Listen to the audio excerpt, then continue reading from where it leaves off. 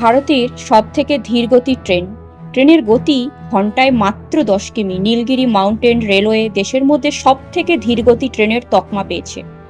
জানতে ইচ্ছে করে না এই ট্রেনের সম্পর্কে?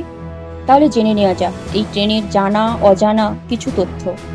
ভারতের মতো 140 কোটি জনসংখ্যা দেশে যাতায়াতের অন্যতম মাধ্যম হলো রেল। হিসাব বলছে প্রত্যেক দিন গড়ে কয়েক কোটি মানুষ ট্রেনে চেপে গন্তব্যে যান। কম খরচে দ্রুত বিভিন্ন জায়গায় যাওয়ার জন্য এর থেকে ভালো উপায় বোধহয় আর নেই। ট্রেনে যাতায়াত করলে গাড়ি বা বাসের মতো যানজট হওয়ারও আশঙ্কা থাকে না। কিন্তু ট্রেনে চেপে যদি 46 কিলোমিটার রাস্তা অতিক্রম করতেই যদি সময় লেগে যায় প্রায় 5 ঘন্টা, হ্যাঁ, অবাক হওয়ার মতোই না? হ্যাঁ, গল্প মনে হলেও এটাই সত্যি।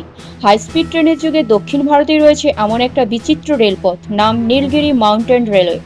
সেখানে 10 কিমি প্রতি ঘন্টা বেগেও ছুটতে পারে না ইঞ্জিন। এটাই দেশের সবথেকে ধীরগতি ট্রেন।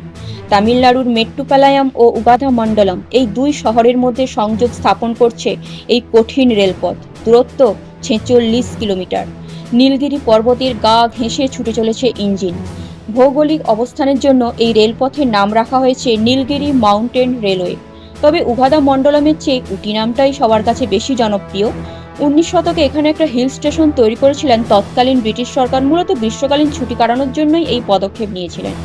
চলুন, উটি নিয়ে তো অনেক কথাই হলো, এবার দেশের সবথেকে ধীরগতি ট্রেনের সম্পর্কে জেনে নেওয়া যাক। উটির যোগাযোগ ব্যবস্থা ভালো করতে রেলপথ তৈরির পরিকল্পনা করেছিল ব্রিটিশ সরকার।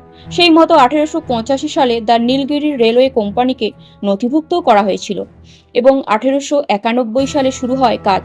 প্রচণ্ড দুর্গম এই অঞ্চলে রেলপথ তৈরি করা মোটেও সহজসাধ্য ব্যাপার ছিল না। তবে ব্রিটিশরা কিন্তু হাল ছাড়েননি।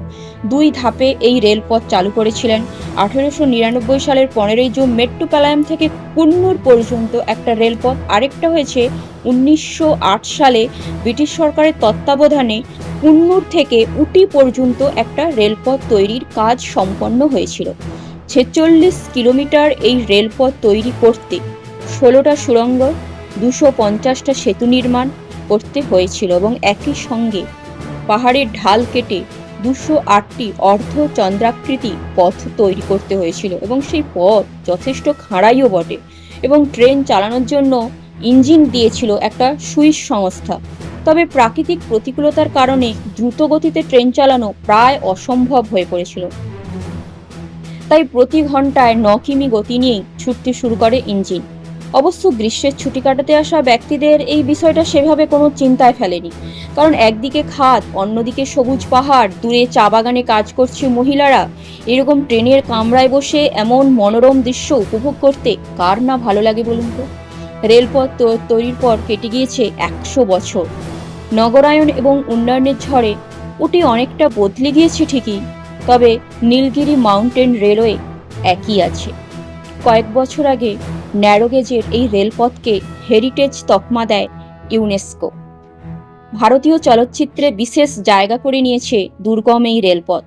দেখা যায় সিনেমার পর্দায় ধোঁয়া উড়িয়ে দিব্যি ছুটছে এই স্টিম ইঞ্জিন। এভাবেই মানুষের মনে জায়গা করে নিয়েছে দেশের সবথেকে ধীর গতিসম্পন্ন ট্রেন। এই রকম জানা অজানা তথ্য জানতে হলে আমাকে ফলো করে প্লিজ কমেন্ট করবেন। নমস্কার, ধন্যবাদ।